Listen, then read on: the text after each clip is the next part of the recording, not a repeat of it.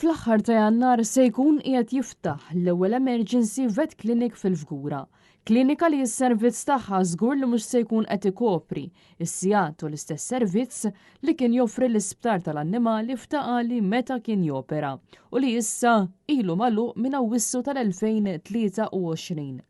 Kienet din l-informazzjoni li ġiet żvelata waqt programm fuq TVM li fih ġew mistiedna Elisha Buġeja Sajd u Ġenis Abela Ketkuti fejn iddiskutew diversi temi brabta ma' drittijiet tal-annimali.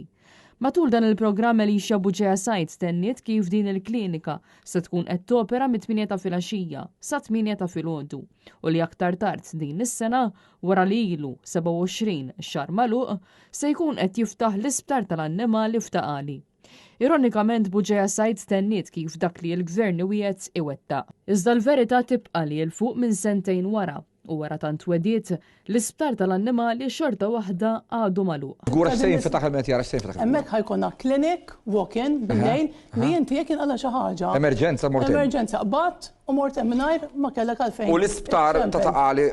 Din is-sena se jkun qed jinfetaħ ukoll, ġifieri diġà intażel l-operatur u din is-sena se jkun qed jinfetaħ. Għamilna weda man-nies u aħna dak li wedu inwettquh. Min-naħa tagħha x-Shadow Minister għall-Benesseri tal-Annimali u Drittijiet tal-Konsumaturi, Ġenis Abela Ketkuti, qalet illi b'riżultat tan-nuqqas ta' dawn is-servizzi essenzjali fl-aħħar xhur smajna b'numru ta' każijiet fejn il-familji spiċċaw tilfu il-pets tagħhom għax ma kienx hawn il-klinika u l-isptar joperaw.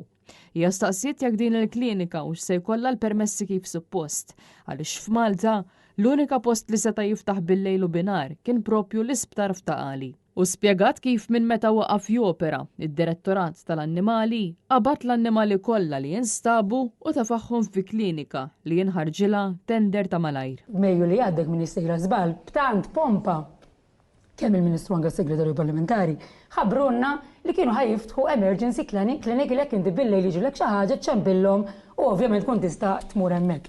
Din l-emergency clinic suppost trik mill-2013 hemm liġi partikolari li talbet fija daħlet il-veterinari kollha ta' Malta fija li kull min ikun veterinarju bil-klinika kellu jidħol propju f'din ir-rowta.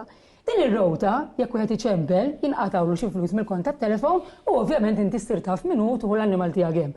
Ovvjament il-ħin għaddej sakemm issib minn dan tasal u l-annimal tiegħek jista' jiġrilu miljon ħaġa. Min mejjulaw ma ġara xejn. Xorta waħda baqgħet l-istess sistema li kien hemm qabel, kien hemm drabi kien hemm il-laki u d-ser tal-qabat it-tabib, il-veterinarju, kien hemm minn kif rajna anke fil-ġimgħat u fil-ġranet li għaddew li ma kienx laki daqshekk u tilef membru tal-familja tiegħu. Minkejja li se tkun qed tinfetaħ din il-klinika, il-poplu Malti Wawċi qed jibqa' jistenna li l-Gvern iħabbar eżattament meta se jerġa' jibda jopera mill-ġdid l-Isptar f'Taqali 24 siegħa kuljum sabiex ikollhom serħan il-moħħ li l-benesseri tal-annimali tagħhom ikunu ta' priorità.